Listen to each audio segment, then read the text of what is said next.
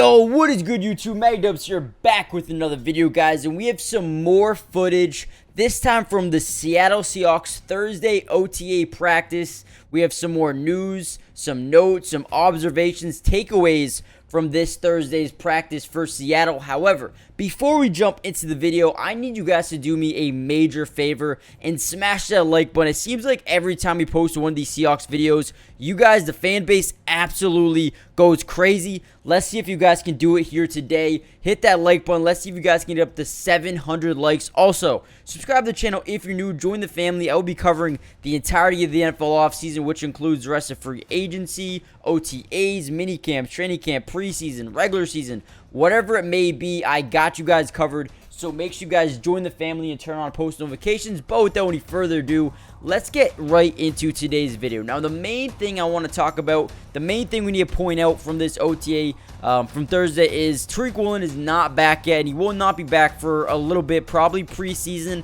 But, you know, he should be back in about 4 to maybe 6 to 7 weeks from now. He'll be back. Very, you know, uncommon injury that he went through. P. Carroll actually said it was really an unusual occurrence. He felt something in between his knee, between plays during a workout, and, you know, he's going to be out for a little bit, got surgery, but he does expect to have a full recovery. Now, the one thing I wanted to point out with that being said was a guy who stepped up in place of him was veteran Michael Jackson. He took over that right side with the starting defense in OT so far with rookie cornerback Devon Witherspoon on the left side, where Jackson was all last season. Which tells me that Michael Jackson might be someone who's going to continue to get starting reps with this team, even maybe with Tariq Woolen back. It's going to be kind of, they're going to force Devon Witherspoon to develop and earn that spot. So don't be surprised if even when Tariq Woolen is back, you see Michael Jackson and Devon Witherspoon, you know, rotate in and out of that starting job. Or one of them could definitely move to the slot as well. I think a guy who we saw in the slot last year was Kobe Bryant. I'm not sure if he's going to be in there, or the starting nickel. I don't know if he's going to be in there this year, but I do expect him to be, you know, on the field a lot this season.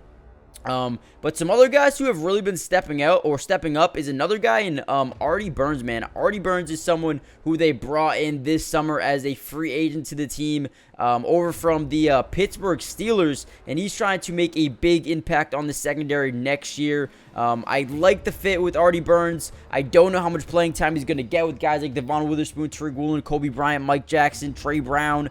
But I do like the addition. He's been showing out in camp so far, so look for him to continue to make a name for himself. Now, another thing I want to bring up is the fact that Jamal Adams and Jordan Brooks will be present for next week's mandatory minicamp, something that we all should be looking forward to. Those are some of the best players on this team going forward, and they're going to make one a hell of a difference going into 2023. I'm excited to see them back on the field next week. But right now, some of these young guys like Julian Love, a guy who they brought in from New York, Joey Blunt, those guys are going to have to step up, as well as some middle linebackers like, you know, Devin Bush. You got Patrick O'Connell, you got Cam Bright, V. Jones, John Radigan, a couple other guys as well. Got to step up until a guy like Jordan Brooks is back. But, you know, they have all the ability in the world. Bobby Wagner is back here in Seattle, only trying to help these guys get better and, you know, mold them into the players that they know they can be in a couple of years. Now, everything looks good so far for Seattle,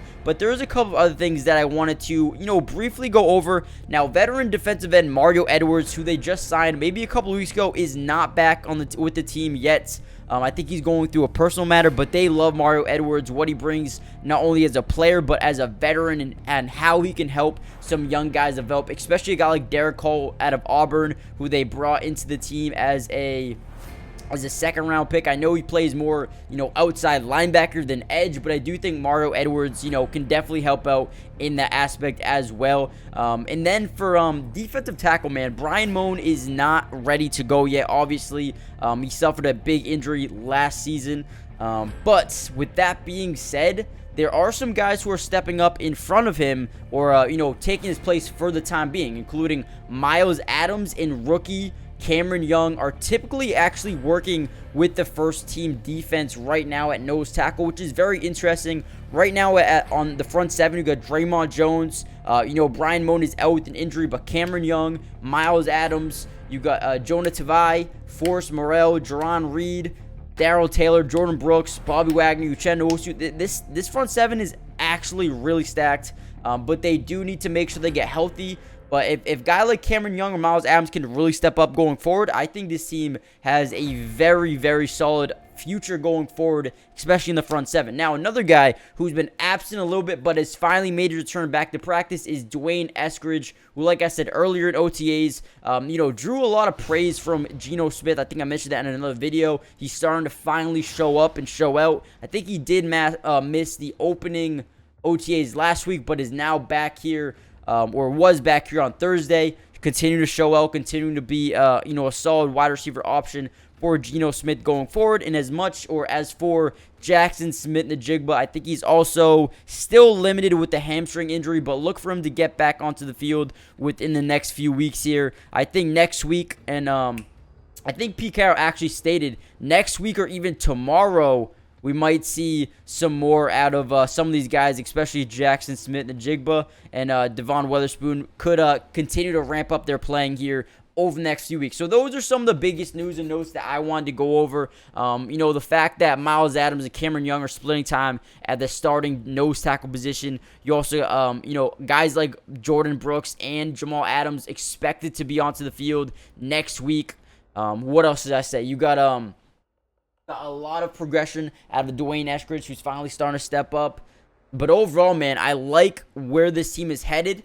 I think, with Tariq Woolen coming back, Devon Witherspoon, Jamal Adams, Quandre Diggs, Kobe Bryant, I think this, Legion of Boom could be forming once again here in 2023. I think it's going to be one hell of a season. I think they've gone better. As long as Geno Smith can come out here and, play similar or, at the same level as did last year, maybe even better, I think this team could be a lot different in 2023 and a lot better. Now, hit that like button, subscribe to the channel if you're new. Let me know in the comment section down below, who are you most excited to see when it comes to the Seattle Seahawks, whether it's a rookie, a second-year player, a veteran? Who are you most excited to see get onto the field in the preseason, the regular season, and whatnot? But hit that like button, subscribe if you're new, join the family, and I'll see you guys in the next video. Peace.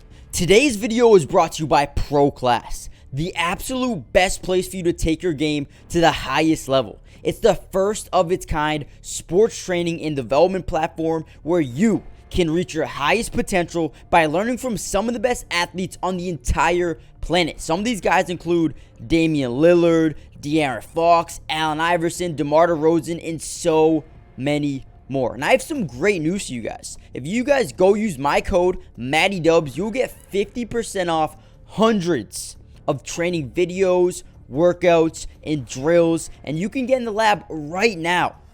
So go check it out. Go steal some of the secrets from some of the top players in the world right now. And if you are interested in developing your skills at any level, if you play in middle school, high school, college, or if your goal is just to be a better athlete, a better basketball player, this is where you need to go. Nobody else does this. Go check them out, and you can learn, develop your skills at a fast pace, high speed level. Click the link in the description for instant access to all of the secrets in the world. And remember, using code MattyDubs will get you 50% off right now, so don't miss out on this offer.